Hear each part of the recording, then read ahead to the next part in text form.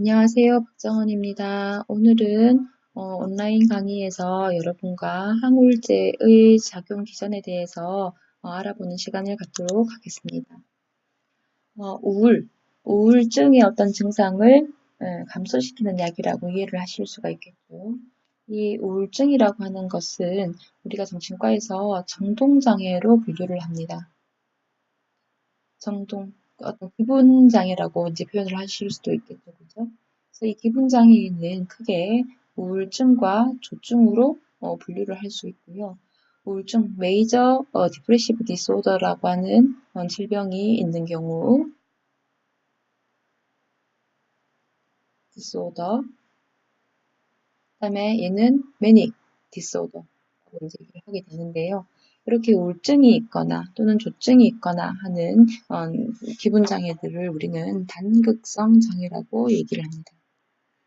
하지만 어떤 경우에는 우울증 증상이 있다가 또는 때로는 조증 증상이 있는, 그래서 극과 극을 왔다 갔다 한다 해서 우리는 양극성 장애라고 분류를 하게 됩니다.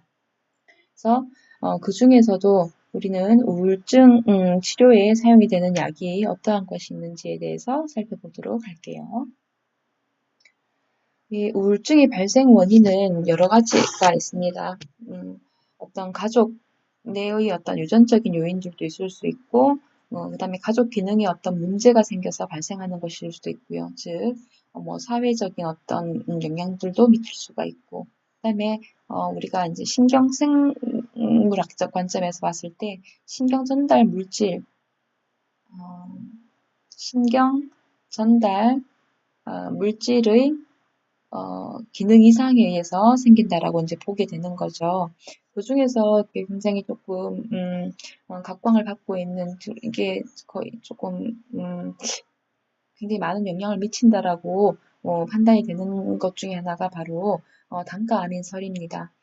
즉 단가암인이라고 하는 것은 여기 나와 있는 아민, 그 노르에피네프린이라든지 세로토닌, 도파민과 같은 물질들을 의미를 하는데요. 실제 이러한 어떤 신경전달 물질들의 어떤 기능이 결여되어 있어서 우울증 증상이 생기는 것은 아닐까라고 우리가 추측을 하고 있죠. 반대로 이러한 물질들의 어떤 기능이 항진되게 되면 조증이 발생한다라고 보실 수 있습니다. 해서 우울증 환자들에게는 노르에피네프린이나 세로토닌, 도파민의 어떤 기능을 증진시킬 수 있는 약을 투여를 하게 되고요. 그다음에 조증이 있는 경우에는 반대로 이러한 물질들의 어떤 기능을 떨어뜨리는 약을 사용을 하게 되겠습니다. 앞에 여기 있는 것들은 여기 방금 설명드렸던 내용들을 다시 반복해서 넣어둔 것이고요. 옆에 그림에서는 여러분 교재에 나와 있는 그림입니다. 그림 4-3번 항우울약의 어떤 작용 기전에 대해서 설명을 해준 건데요. 우리가 항우울제로 사용이 되는 약들은 크게 사망계 우울증약이 있고요. 그다음에 SSRI라고 해서 셀렉티브 세로토닌 리업테이크 이니비터라고 이제 하는 약을 쓰게 됩니다. 이 말은 지금 뭐냐 하면 그 세로토닌에 선택적으로 세로토닌에만 작용을 해서 이 세로토닌이 적절하게 우리 몸에서 정상 수치만큼 분비가 될 수 있도록 도와주는 그러한 약이 되겠습니다. 그러면 사망계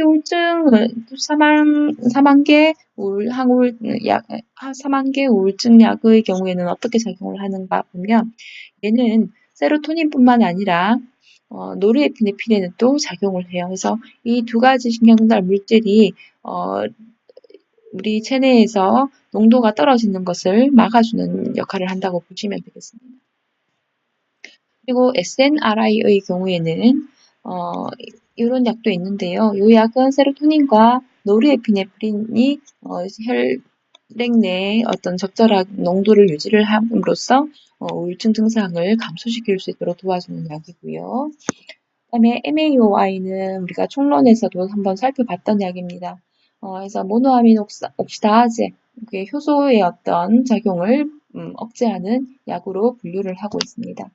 그다음에 5-HT라고 하는 것은요, 5-하이드록시 트립타민이라고 하는 걸로 분류가 되는데, 얘는 그 세로토닌으로 일반적으로 많이 이제 명명하고 있는 것이라고 보실 수 있습니다. 그래서 거의 같은 개념이라고 보시면 될 것 같습니다.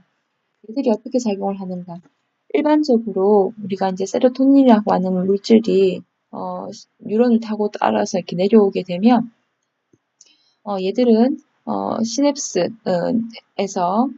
얘들이 이제 수용체하고 이제 결합을 하게 되죠. 건너뛰면서 수용체하고 결합을 해서 우리 몸에서 적절한 어떤 기능을 발휘를 해야 되는데 우울증 환자들에게서는 이렇게 수용체와 결합하는 세로토닌의 어떤 양이 줄어들어 있는 것을 이제 확인을 했어요. 그래서 많은 약들이 실제 세로토닌이 얘들하고 잘 그러니까 결합을 해서 작용을 할 수 있도록 도와줍니다. 근데 이제 보통 이 세로토닌 농도가 떨어지는 이유 중에 하나로 얘들이 수용체하고 결합하지 않고 다시 위쪽으로 다시 흡수가 되어버리는 그런 어떤 과정들을 갖고 있다라고 우리가 추측을 하는 거죠.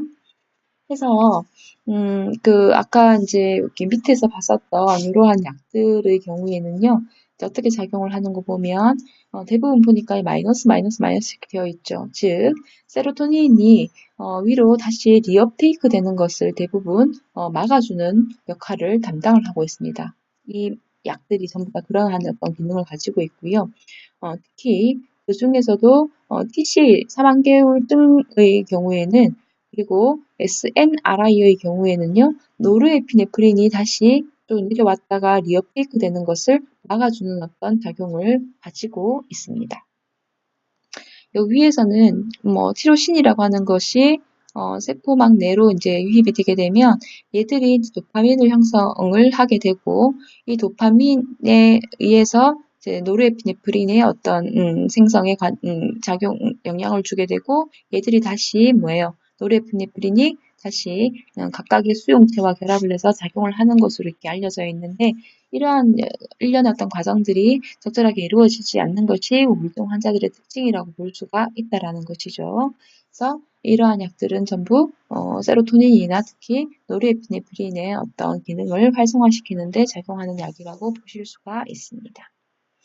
근데 이 사망계 우울증 약의 경우에는요, 특징적인 게 세로토닌과 노르에피네프린 모두에 작용을 하는 약입니다.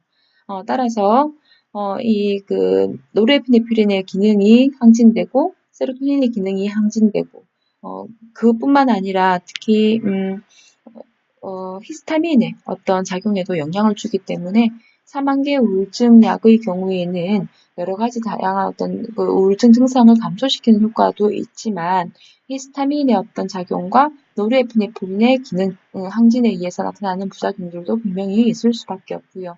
그것뿐만이 아니라 우리가 이제 부교감 신경계의 어떤 작용에 영향을 주는 수용체들에도 영향을 주기 때문에 항콜린 작용에 의한 부작용들도 많이 나타나고 있습니다. 그래서 TCA를 처음에 많이 썼다가 이러한 약들의 어떤 부작용을 줄이기 위해서 개발한 약들이 바로 SSRI나 SNRI 그리고 그 5-HT에 작용하는 약이라고 이제 보시면 될 것 같습니다. 네, 이게 가장 아마 이제 항우울제를 이해하는 가장 중요한 내용이 될 것이고요. 이러한 내용들을 기반으로 해서 본 수업에서는 세로토닌가 SSRI에 해당되는 약이 어떠한 것이 있고 그리고 TCA에 해당되는 약이 어떠한 것이 있으며 SNRI 그리고 또는 MAOI 그리고 5-HT에 해당되는 약들이 소속되는 약들이 어떠한 것이 있는지에 대해서 여러분들이 살펴볼 겁니다. 미리 말씀을 드리면 이러한 약들을 제가 먼저 설명을 드리기에 앞서서 본 수업에서는 여러분들이 어떠한 자료를 받게 될 것이고요. 그러한 약들의 어떤 기능들에 대해서 여러분들이 먼저 토론 과정을 통해서 그 약들의 어떤 작용 과정에 대해서 자가학습을 한 후에 제가 다시 한 번 더 강의를 하는 시간을 갖도록 하겠습니다. 미리 강의 자료를 제시를 하지 못한 것에 대해서는 죄송하다라는 말씀을 드립니다. 하지만 우리가 굳이 교수자의 어떤 강의를 듣지 않아도 여러분들이 수업 중에 여러 어떤 자료를 검색을 한다거나 조별 활동을 통해서 자료를 유출을 하고 그 유출된 자료를 다시 교수자의 어떤 강의를 통해서 확인하는 작업 또한 굉장히 의미 있는 일이라고 생각을 합니다. 그래서 오늘 여러분들과 저가 분수업에서 만나서 수업을 할 때에는 방금 말씀드린 내용으로 수업이 진행된다라는 것을 미리 말씀드리겠습니다. 네, 수고 많으셨습니다.